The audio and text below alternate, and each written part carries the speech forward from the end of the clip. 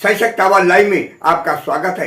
मैं राजेंद्र सोनी एक बार फिर हाजिर हूं आम जन से लेकर राजनीति और क्षेत्र की विभिन्न घटनाओं के साथ। पक्ष न विपक्ष, सिर्फ निष्पक्ष।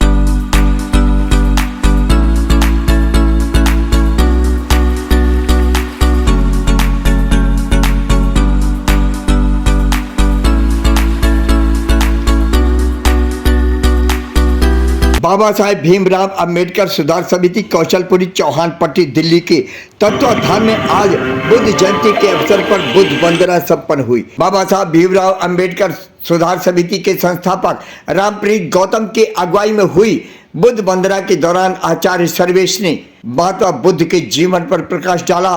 बुद्ध वंदना में शामिल हुए अतिथियों और क्षेत्रवासियों का आभार व्यक्त करते हुए संस्थापक रामप्रीत गौतम ने कहा, आज हम सभी को महात्मा बुद्ध के बताए प्रेरणादायक मार्ग पर चलने की आवश्यकता है। उनकी शिक्षाओं को अपने जीवन में उतारने में ही हम सबका कल्याण है। देखिए आज की ये रिपोर्ट।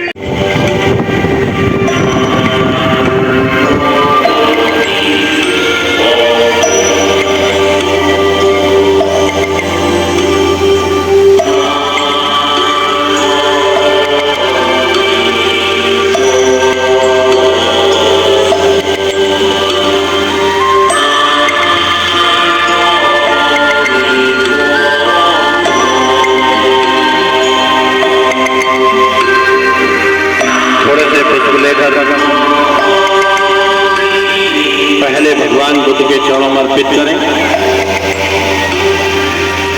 उसके बाद संत शिरोमणि गुरु रविदास जी के चरणों में पुष्प अर्पित करें, उसके बाद परम पूजनीय बोधिसत्व बाबा साहब डॉक्टर भीमराव अंबेडकर जी के चरणों में पुष्प अर्पित करें।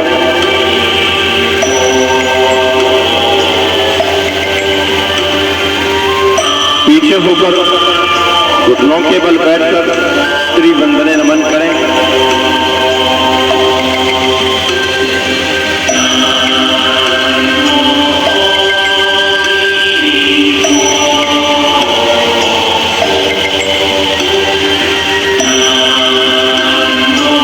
भक्तु समग्र रखंतु स्वदेवता शुकीर। वापस हो जाओ, हाथ जोड़ अपने स्थान पर बैठो। भक्तु समग्र रखंतु स्वदेवता शुकीर। भक्तु समग्र रखंतु स्वदेवता शुकीर।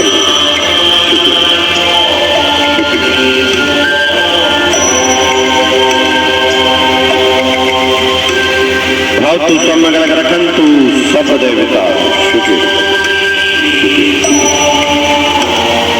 भक्तु समग्र रखंतु सब देवता शुक्र।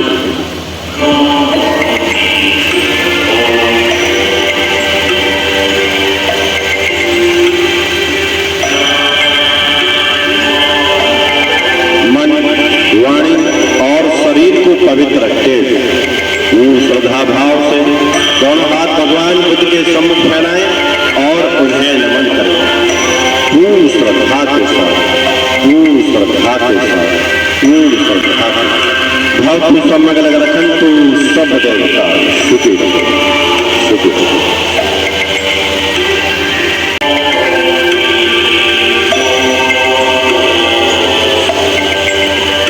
पहले भगवान बुद्ध के चरणों को स्पर्शित करें, उसके बाद संत शिरोमणि गुरु रविदास जी के चरणों को स्पर्शित करें, फिर बाबा साहब के चरणों को समर्पित करें।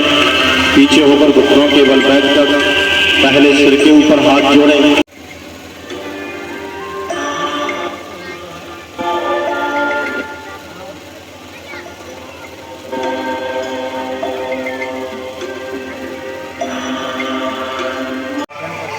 सब सैनिक सामने हाथ जोड़ ले,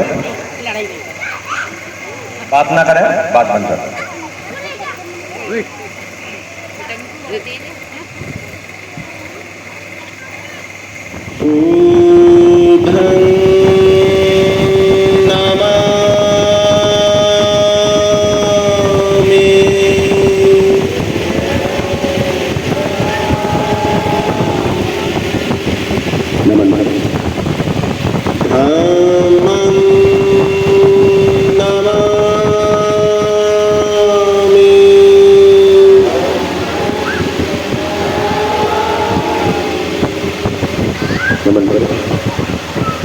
संघं Namami.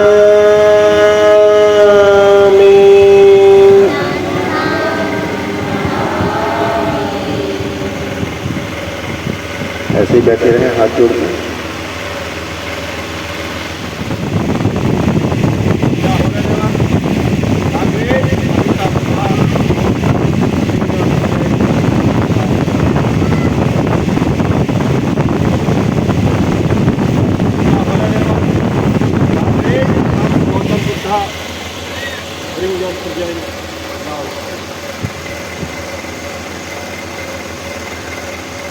In the honorable, the great all Buddha and Bodhisattva, bring your presence now.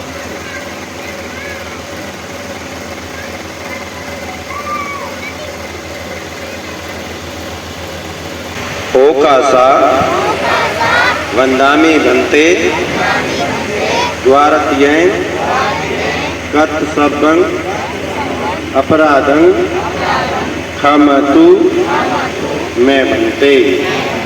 द्वितीयम्पि ओकासा वंदामि भन्ते द्वारतीयं कर्तसब्बं अपराधं क्षमतु मे भन्ते।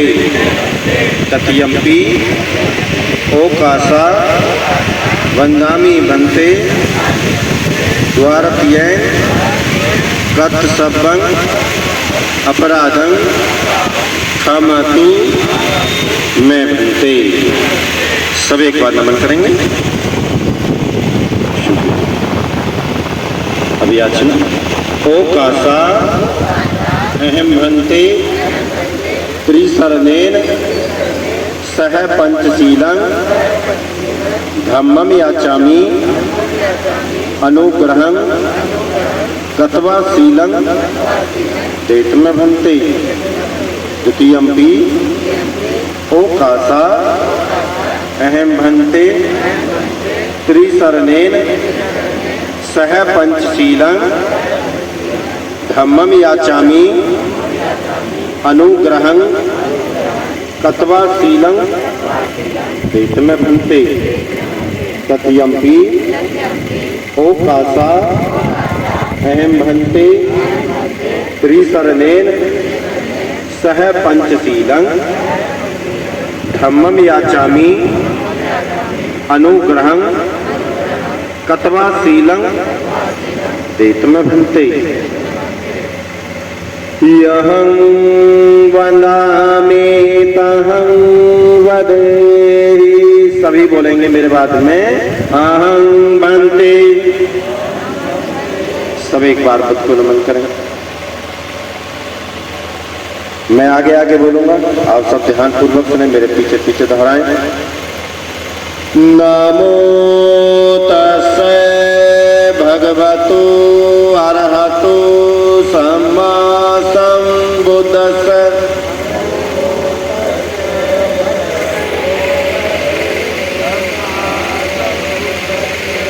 नमो तस्से भगवतो अरहतो सम्मा सम्बुद्धस्से।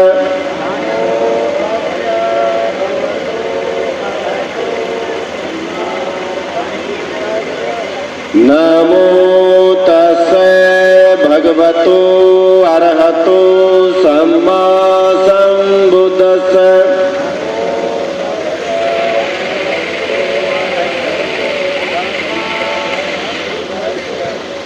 जो पहली घटना घटी थी कि आज ही के दिन बैसाख की पूर्णिमा के दिन सिद्धार्थ गौतम का जन्म हुआ था। पहली घटना हुई।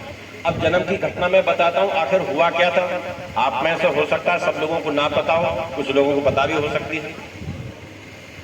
हुआ इस प्रकार से था कि सिद्धार्थ के पिता शुद्धोधन जो एक बहुत बड़े किसान थे, खेतीय उनको बोलते थे, शाक्य कुल के थे, जो कपिलवस्तु में रहते थे। उनका विवाह महामाया के साथ हुआ था। उनका घर साधन संपन्न था, परिवार में किसी भी प्रकार की कोई दिक्कत नहीं थी, खूब धन संपदा थी, बड़े बड़े महल थे। ऐसा बताया गया उनके बारे में, जब वो अपनी जमीन को जोतते थे तो 1000 हल एक साथ चलाने पड़ते, तब समय से जमीन जुत पाती थी। इतनी ज्यादा जमीन थी उनके पास में। लेकिन उनके जीवन में एक दुख था, और वो दुख ये था कि महामाया की कुछ संतान नहीं, संतान का सुख उन दोनों के जीवन में नहीं था। जाकर उनसे अपनी अर्जी लगाते हैं कि मैं इतना बड़ा किसान हूँ, मेरे पास इतनी जमीन जायदाद है, इतनी धन संपदा है, इतने महल हैं, लेकिन मेरी संपत्ति को भोगने वाला कोई नहीं। महामाया की बहन महाप्रजापति गौतमी के साथ शुद्धोधन का दूसरा विवाह हो जाता है। लेकिन क्योंकि महामाया की उम्र खुद ही 40 वर्ष हो चुकी थी और 40 वर्ष तक उसके कोई संतान नहीं हुई थी, कितने बड़े प्रकार के उल्हाने उसे कई बार सुनने पड़ते थे, कई प्रकार की बातें सुननी पड़ती थी, और कभी कुछ और कभी कोई अशुभ कहता था, कभी कोई कुछ कहता था, जैसे आजकल होता है। इतनी मंत्रमुग्ध हो जाती हैं, वह यह भी भूल जाती हैं कि वो 9 महीने की गर्भवती है और वन में उछल कूद करने लगी। हवा के कारण पेड़ों की डालियां कभी नीचे आ रही थी, कभी ऊपर जा रही थी, कभी नीचे आ रही थी, कभी ऊपर जा रही थी। वो यह महामाया पंजे के बल ऊपर उठती हैं और उस शाखा को पकड़ लेती हैं। लेकिन हवा का अगला ही झोंका आता है कि वो शाखा ऊपर जाती है, और जैसे ही ऊपर जाती है महामाया उसे छोड़ती नहीं है और उन्हें झटका लगता है। और जब झटका लगता है, खड़े खड़े एक संतान को वो जन्म दे देती है। जब संतान को जन्म देती हैं, उसकी सूचना एक सैनिक के द्वारा महाराज शुद्धोधन के पास भेजी जाती है। ये जो कपिलवस्तुवासी थे वो महामाया से बहुत ज्यादा खुश रहते थे और उसे बहुत पसंद करते थे। लेकिन उन्हें भी इतना ही दुख रहता था जितना महामाया को रहता था कि बहुत अच्छी है बेचारी, पर उसके कोई संतान नहीं। लेकिन जैसे ही उन्हें पता चला कि महामाया ने एक पुत्र को जन्म दिया है, तो सारा नगर जैसे खुशियों से झूम उठता है। सब लोग गलियों की सफाई करते हैं, नालियों की सफाई करते हैं, अपनी घरों की सफाई करते हैं, घर पर रंग पोतन करते हैं, और सब अपने घरों पर पकवान मेवा मिष्ठान जो बनाते हैं और एक दूसरे को मिठाइयाँ खिलाते हैं। निर्णय लेते हैं कि शरीर को ज्यादा भूखा रखने से किसी भी प्रकार के ज्ञान की प्राप्ति नहीं की जाती। शरीर को ज्यादा कष्ट देने से किसी भी प्रकार की संबोधि प्राप्त नहीं की जा सकती। इसलिए सिद्धार्थ 6 वर्ष भूखा रहने के बाद, कठोर तपस्या करने के बाद पूरा शरीर जब कंकाल हो जाता है तो वह तप छोड़ देते हैं और फिर गया के अंदर पहुंचकर पीपल के वृक्ष के नीचे बैठकर इस दृढ़ संकल्प के साथ बैठते हैं कि चाहे मेरी हड्डियां सूख ही क्यों ना जाएं, चाहे मेरी नसों का रक्त जम ही क्यों ना जाए, चाहे मेरे शरीर पर मांस बाकी क्यों ना रहे, जब तक मुझे संबोधि प्राप्त नहीं होगी तब तक मैं इस स्थान से नहीं हटूंगा। और चौथे सप्ताह के अंतिम दिन सिद्धार्थ को संबोधि प्राप्त होती है। यह घटना भी आज ही के दिन यानी कि बैसाख पूर्णिमा के दिन हुई थी। अपने आसपास की खबरों के लिए देखना ना भूलें सशक्त आवाज लाइव न्यूज चैनल। सब्सक्राइब कीजिए एक लाइक के साथ।